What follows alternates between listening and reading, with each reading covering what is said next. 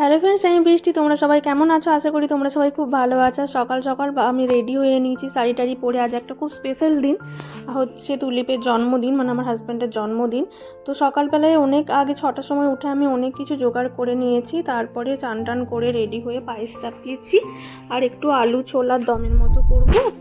আর দেখো এখানে পায়েসও রেডি হয়ে গেছে, লুচি আর এখন আলুর দম যেটা ছোলা দিয়ে করেছি, আর হচ্ছে পায়েস মিষ্টি। এখন এটাই সকালের খাবে, কারণ বলে যেহেতু মানে জন্মদিনের দিনে পোড়া জিনিস খেতে নেই, রুটি বলো মুড়ি বলো, তো তার জন্য আমি লুচি করলাম।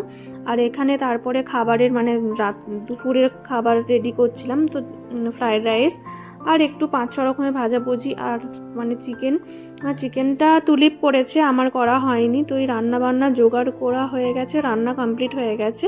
এবার ও পায়েস লুচি মিষ্টি ওগুলো খাবে, তারপরে আমরা যাব মন্দির।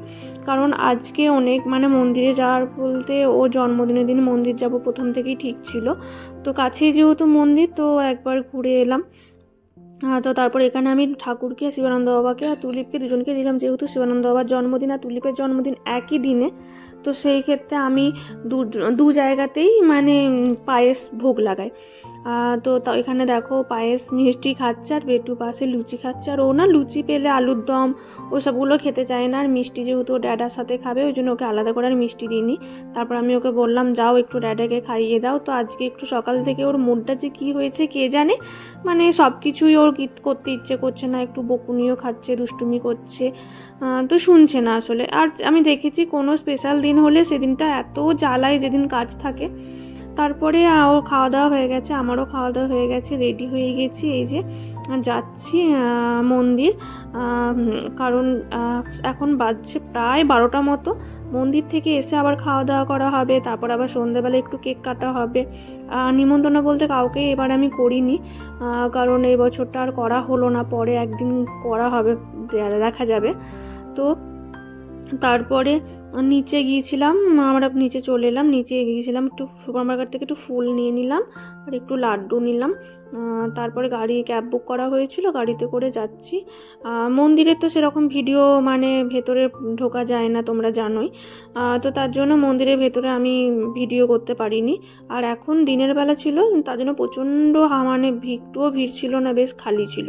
তারপরে ও বলছে দেখো আমি তো সক্সগুলো খুলতেই ভুলে গেছি। আমি বললাম যাও খুলে নাও। আর এখানে বেটু দিচ্ছিল পোজ, দেখো। ও বলছে আমি ভিডিও করছি, ও ভাবছে মামা ফটো তুলছে।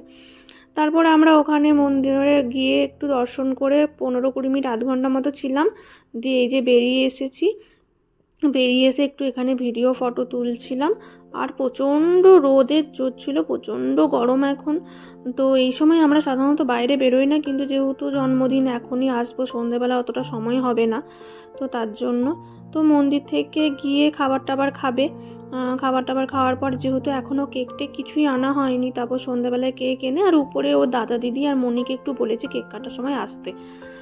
আর এখানে বেটু খাচ্ছে প্রসাদটা এখানকার খেতে প্রচণ্ড ভালোবাসে ও, দেখো প্রসাদ খেতেই ব্যস্ত। আমি এখানে বেটুর সাথে একটু ফটো তুলছিলাম, তো তা করতে করতে ও ড্যাডার শুগুলো আগে পরে নিল, তারপর ওকে ডেকেছে, কারণ নিচটা এত রোদ গরম না, পাতা যাচ্ছে না। তো তার জন্য ওকে বললাম আমি শু করে তোমাকে ডাকবো, তুমি আসবে। তারপর আমরা বাড়ি চলে এসেছি, এই যে সাজিয়ে দিয়েছি। আর আজকে না সেভাবে অত কিছু স্পেশাল কিছু করা হয়নি, একটু বড়ি ভাজা, আলু ভাজা, তারপর ভেন্ডি ভাজা, মাছ ভাজা, তারপর পটল ভাজা, আর হচ্ছে আলু ভাজা, এরকম 5-7 রকমের ভাজা করেছিলাম। একটু আলুর তরকারি করেছিলাম, আর চিকেন, চাটনি, আর হচ্ছে রসমালাই আর দই। পায়েস যেহেতু দিইনি। আর তারপরে সন্ধ্যেবেলায় একটু শুয়ে পড়েছিলাম, দিয়ে এখন কেক নিয়ে এসেছি। বেটু আগের বারেও ম্যাঙ্গো কেক চুজ করেছিল, এবারেও ম্যাঙ্গো কেক চুজ করেছে, দেখো। তারপর ওরা মানে এসে সবাই মিলে ফটো তুলছিল, দিদি আর আমি ভিডিও করে দিচ্ছি। স্মাইল, হ্যাঁ করো করো। Happy birthday to you, happy birthday to you, happy birthday to birthday, happy birthday to you. তো এইভাবেই মানে জন্মদিনটা এবারে সেলিব্রেশন করা হয়েছে। তো চলো এবার সবাইকে কেক টেক দিই, কেকটা কাটা হোক। তো ভিডিওটা কেমন লাগলো জানিও, ভালো লাগলে সবাই প্লিজ লাইক কমেন্ট শেয়ার করো, আর সবাই আশীর্বাদ করো যেন ও অনেক ভালো থাকে, সুস্থ থাকে, এইভাবেই সবাইকে হাসি খুশিতে রাখতে পারে। তো টাটা।